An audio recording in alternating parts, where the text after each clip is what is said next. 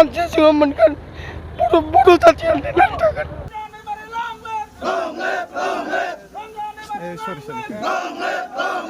खिन्थु जेसां दिन सारा थादोंमोन बेसां दिनालाय जों रंजानाय आरो मोजां मोनदोंमोन, नाथाय दिनै लांनायनि थाखाय जों जोबोद दुखु मोनदों।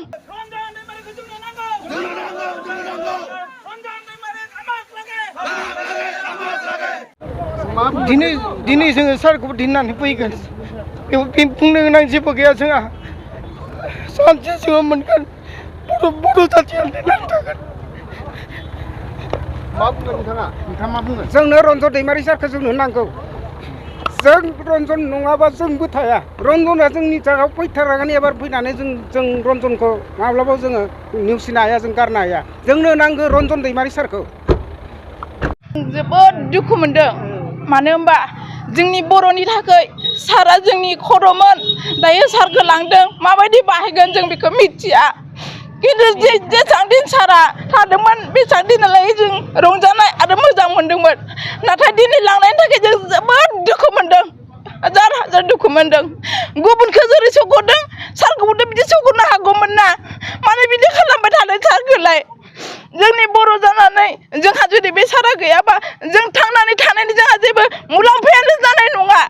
बेनिखायनो जोंनो सारखौ जेरैबाबो माबायदि सुबिदायै हायो बेबायदि जोंनो सारखौ नांगौ आरो सारखौ सौगरथारनांगौ। बे जोंनि मोनथाय। जों बर' जानानै मानो इसिबां मालाय गुबुननि सिङाव थानो? जोंनोबोथ' नांगौ ना मोनथाय।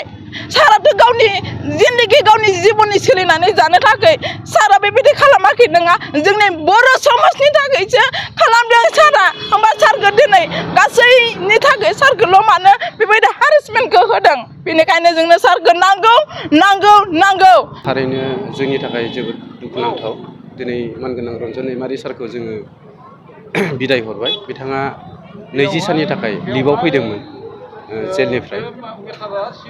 आसा खालामदों जोंनि इसोरा जाहाथे बिथांखौ गनायाव एबा बेल होनायाव जाहाथे हेफाजाब होयो, बेखौ जों आसा खालामदों।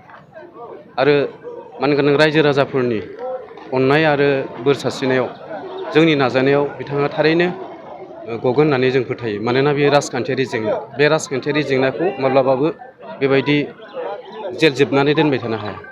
जोङो मानगोनां NDBनि गायसनगिरि मानगोनां रन्जन दैमारि सारखौ जोङो गोबां रायजो राजाफ्रा मान खालामदों बिथांखौ। मानोना बिथाङा दिनैनिफ्राय 35 बोसोरनि सिगाङाव NDB आफादखौ दानानै बर' माहारिनि थाखाय उदांस्रिनि थाखाय बिथाङा दावहा नांदोंमोन हाथियारनि गेजेरजों। दिनै बिथाङा हाथियारनि गेजेरजों दावहा नांनायनि उनाव भारत सरकारा 2020 मायथाइनि 23 जानुवारि खालि आसाम सरकार, भारत सरकार आरो सोमावसारारि आफादफोरजों जि जेंना सुस्रांबाय, बिटिआर एकर्ड जाबाय। बे पिस एकर्ड, बिटिआर एकर्डनि बायदियै बिथाङा गनांगौ आरो बिथांखौ बेबायदि सिंगेलै दाय बिजिरनाया बियो समान नोजोरै जायाखै। मानोना आफादा सोरखारजों सावरायनानै NDB आफादा सोरखारजों सावरायनानै जेंनाखौ फोजोबबाय। बे हिसाबै दाय थाबावनांगौनि थाखाय बियो जुक्ति नङा।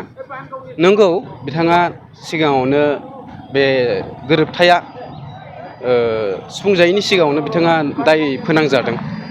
थेवब्लाबो बेफोरनि थाखायनोथ' सोमावसारदोंमोन, बेफोरनि थाखायनोथ' जेंना सुस्रांनाय। बेनिखायनो जोङो खावलायो, जोङो सासे एक्स NDB जानानै आरो दुलाराय रायजो राजानि जानानै जों खावलायो जाहाथे बिथाङा पिस एकर्डनि मुङाव गनांगौ आरो सुबुं माहारिनि थाखाय मोजांनि थाखाय खामानि मावनो बिथांखौ सुबिदा होनांगौ, बेखौ जोङो लुबैयो।